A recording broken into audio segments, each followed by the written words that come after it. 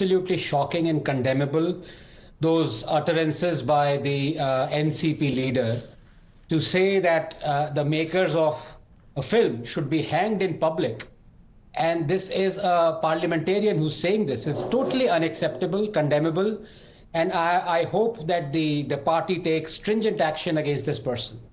Because much more than this person just saying it, it is dog whistling to the extreme. We've already seen how a Dalit man, a poor Dalit man who as little as commented that it's a lovely film, go and watch the Kerala story. And within hours he was assaulted by a mob who said that they are going to slit his throat. Is this the modern India? Is this what you're talking about, free speech? How long before the Kerala story turns into the Bengal story? How many stories will you ban? I can guarantee freedom of speech, but I can't guarantee freedom after speech. Didi Amin said this. Sorry, I meant Idi Amin, innocent slip of the tongue there. Kerala's present CM is on record saying that 100 Keralites joined ISIS. Is he lying? Tell me. Is he lying? And these leftists and darbaris are now saying banning lies is not against freedom of speech.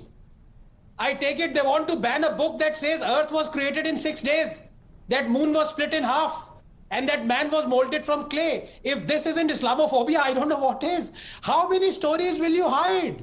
Look, the writing is on the wall, Pradesh. Remember the boast of TMC's Fareed Hakim recently that this area, quote unquote, is mini Pakistan, as though this was something to be proud of. But then it was TMC Sheikh Alam who had boasted that 4 Pakistans can be created if 30% Muslims come together. The signs are increasingly ominous. You remember the recent horrible violence in Havra in response to Nupur Sharma? How long before the slogans equivalent to Ralev, Salev, Galev, convert or die, are heard in Kolkata like they were in Kashmir 30 years ago? Violence in Bengal has been given a free run, both by the government there and much of the media. Pradesh, the signs were all there, and they go as far back as 2018 during the Bengal Panchayat elections. 20,076 seats in the Panchayat polls went uncontested. That's 34% of the total seats. Remember 2019 Diamond Harbour violence that led Hindu families to flee?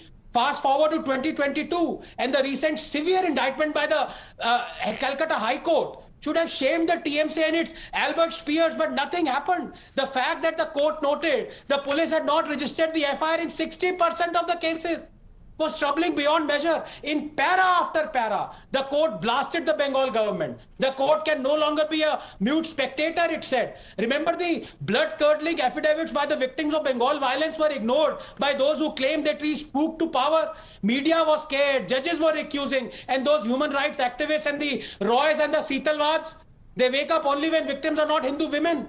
The journalists and the activists keep saying, we speak truth to power, we speak truth to power. But in reality, they speak truth only to Modi. Not when those in power are Mamata. They dismiss the violence and exodus and retribution as orchestrated by the BJP. But multiple instances of violent attacks and murders were also reported by Congress and CPIM. So the BJP was colluding with the communists now. Sitaram Yechury is a Sanghi. That's why, just 30 seconds, Pradesh, I call these guys children of Goebbels. Because if the Goebbels who said, the first rule of propaganda is to accuse the other of what you are guilty of. They whitewash their own crimes with the help of their media stooges. They whitewash religious fundamentalism and fanaticism. If the religion is not Hinduism, they whitewash application of draconian laws when it suits them. They peddle fraudulent reports that claim India is no longer a democracy. And this is what they do. They ban films.